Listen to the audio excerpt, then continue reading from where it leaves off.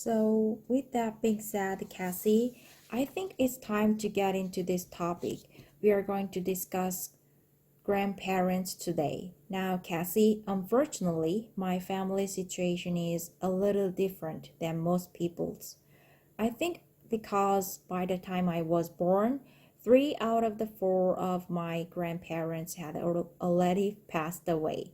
So, both of my mother's parents, I never had the opportunity to meet. And also, my father's dad, my dad's dad, had passed away before I was born. So I really only knew one of my grandparents, which was my paternal grandmother, who I called Nana. My Nana, and I knew my Nana pretty well. She has passed away now, unfortunately, but she lived until I was a teenager. So I knew my Nana pretty well. Cassie, what about you? Did you have a relationship with your grandparents, or do you have a relationship with your grandparents? Are they still around? Yeah, I have a really close relationship with my maternal grandmother, who, funnily, we call her Bear. Bear? Yes. Why Bear? There was a kid's book. There was a kid's book. Do you know the Care Bears? Yeah, of course. The Care Bears cartoon and animated series. Yes. So we originally called, when it was just my sister and I, we called our grandma Gram. But we were the oldest cousins. When our youngest cousins came around, they read this book and they saw a bear in there called Gram Bear, and for some reason they liked calling her Bear better than Gram, and it stuck. So now everybody calls her Bear. Okay, that's a cute nickname. And Cassie, actually, you just sort of hinted about something that I think is interesting in English speaking places, and that is that there are several names that we can use to call our grandparents. Of course, I don't think too many families call their grandma Bear. That's kind of a cute and unique thing that's special to your family.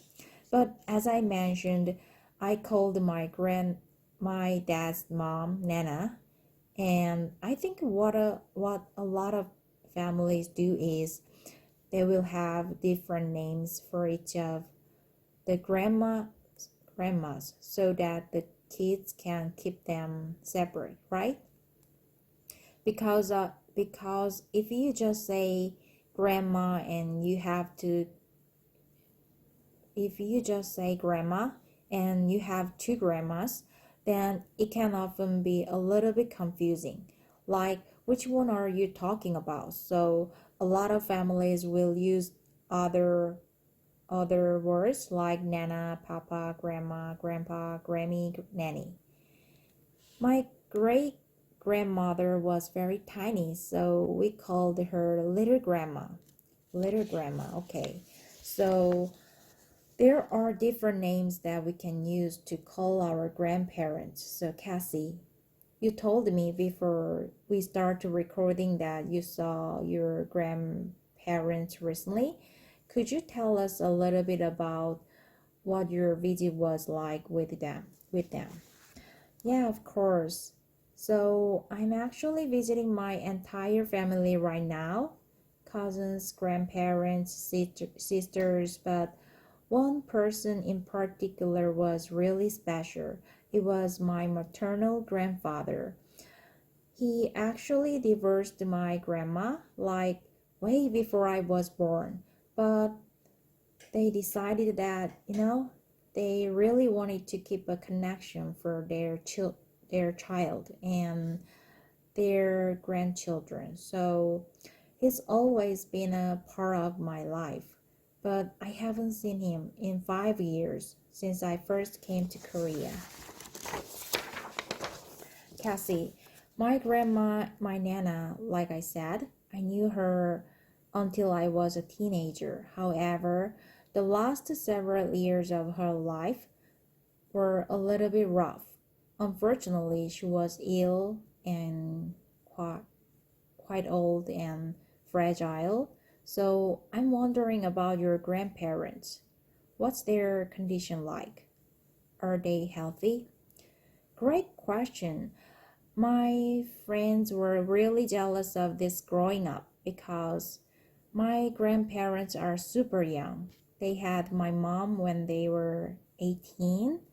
Wow. So they are only like 72 or 73. They are only like 72 or 3 right now. Okay, just a little bit older than my parents actually. That's what my friends always say. My grandma Trentwell before COVID, she traveled all around the world. My grandfather drove 13 hours in a day to get here to see me for a day and a half. Wow, he's dedicated. Well, he's probably really missed you if he hadn't seen you for 5 years. That's right, but what's really cool about him is most of my family are Yankees. But what's really cool about him is most of my family are Yankees. Yankees are people that live in the northern part of the USA, but my grandfather is a southerner and he has a special kind of accent, Andrew. Where is he from exactly down south? He's from Arkansas. Arkansas. Okay, the home of Bill Clinton. He is the only other person from Arkansas who I know of. Cassie, what does your grandpa talk like? Because I know that the southern accent is kind of unique. Could you maybe give an imitation of how your grandpa speaks? Yeah, maybe he will say, I reckon I'm gonna head down to the corner store and pick up a cup of Joe. I reckon. What does that mean, I reckon? That means I think or I will probably do that. Yeah. Yeah, a cup of Joe is a cup of coffee, right? And he loves to play guitar. He loves to play his guitar, which is a guitar. Guitar, yeah, the southern accent guitar. A little different stress on the first syllable. So your grandpa's a guitar player, then amazing. And any of our listeners know Elvis Presley or Johnny Cash? My grandfather sounds just like them. Really? Oh, that's awesome. Yeah, I love that style of music. That kind of 1950s American country folk sound. A little bit of thrown rock and roll thrown in as well. That's a really cool sound. So did you grandpa bring his guitar and play for you? Yes, he did. Really? Wow. I was so excited and I didn't realize how much I missed it. But Andrew, he was 2 songs in and I just started bawling, like tears running down my cheeks. It was so nostalgic. And my heart just burst hearing it. It was beautiful. What song did he play? First, he played all my favorite Johnny Cash songs, For Some Prison and Ring of Fire. But there's one song that holds a special place in my heart. He wrote a song for me and my sister when we are young. Wow. And it's about us. So is that the one that really tugged on your heartstring and got the waterworks going? I was crying way before that, but my sister joined in when her verse was sung. Now, Cassie, you were really on the ball, and you didn't know that we're going to do this for the podcast, but you actually recorded some of your grandfather's guitar playing, and you're kind enough to share it. You're kind enough to share it, and you're kind enough to share it with our audience. So we're going to play a little clip here of your grandfather playing guitar and playing guitar and singing, and we will take a listen to that right now. Wow, Cassie, you're right. Your grandpa sounds awesome. I'm almost tearing up again. Well, Cassie, unfortunately, growing up, I didn't have the same kind of relationship that you have with your grandparents, just because my grandparents weren't around. Of course, I heard lots of stories about my grandparents, and I think they sounded like super interesting people. My mom's dad, my maternal grandpa, he was Scottish from Scotland.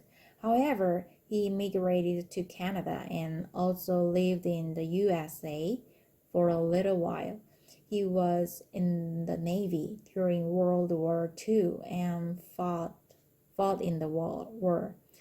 He was a jack of all trades, and apparently was really handy. He was an engineer. He had a hobby of raising chinchillas and selling chinchillas. He sounded like a pretty eccentric, kind of interesting individual, so it's a bummer that I never got to meet him. And the same goes for my other grandparents as well, that I never got to meet. However, I have some other family members. I have an aunt on my dad's side. Actually, my dad's only sister, who is, I think, 11 or 12 years older than my dad. She is such a fantastic person in my life, my aunt. And although she's not really like grandma age for me, she was like the kind of grandma figure in my life.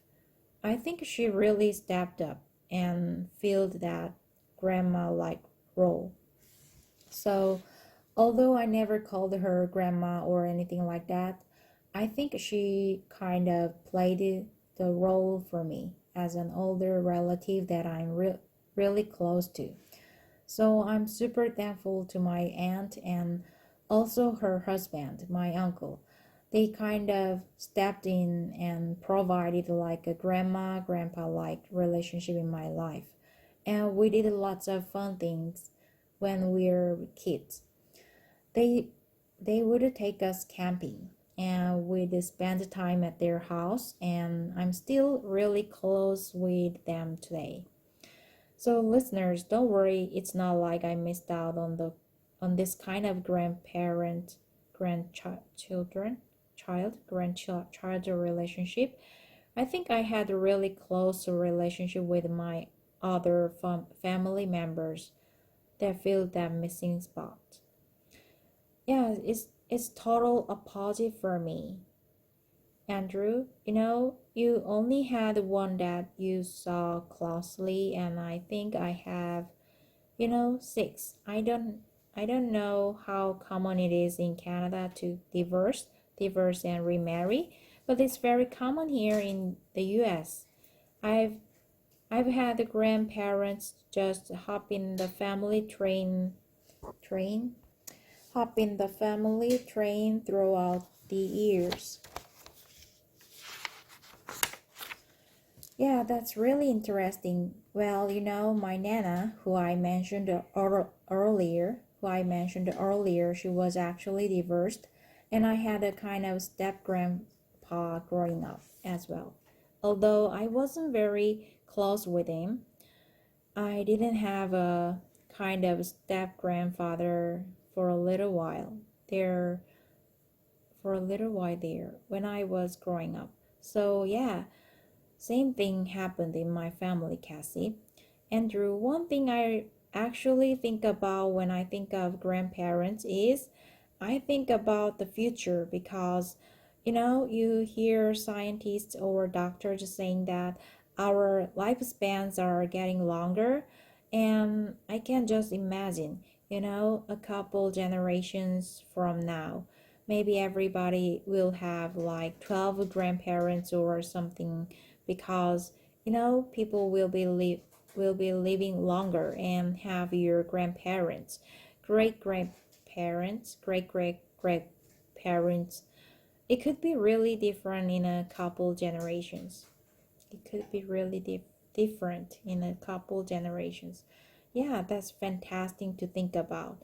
I know that my family, my immediate family, we seem to have children very late in life, which is why I think my grandparents already passed away by the time I was born because my mom was 34 or 5 when she had me. So that's later in life, and I'm 37. I don't have any children, so if I do have children, then it will be it will be at it will be at a late age as well. And that's just kind of how my family does things.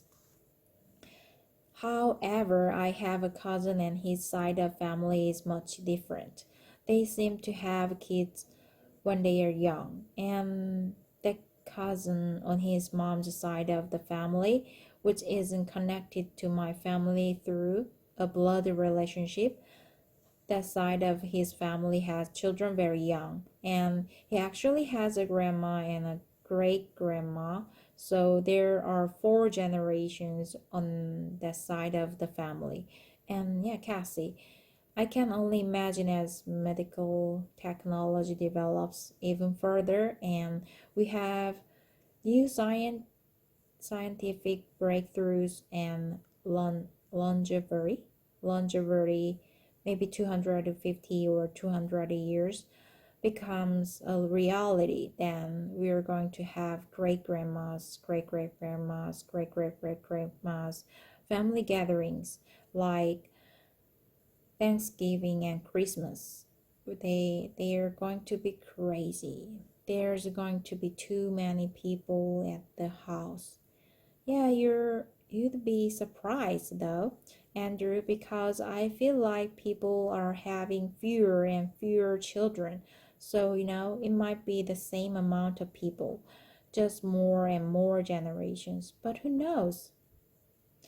Well, Cassie, I think we can wrap up our conversation here, but actually, in a future Culips episode, I would like to talk I'd like to talk more about this topic of aging and longevity because I think there are many things to talk about.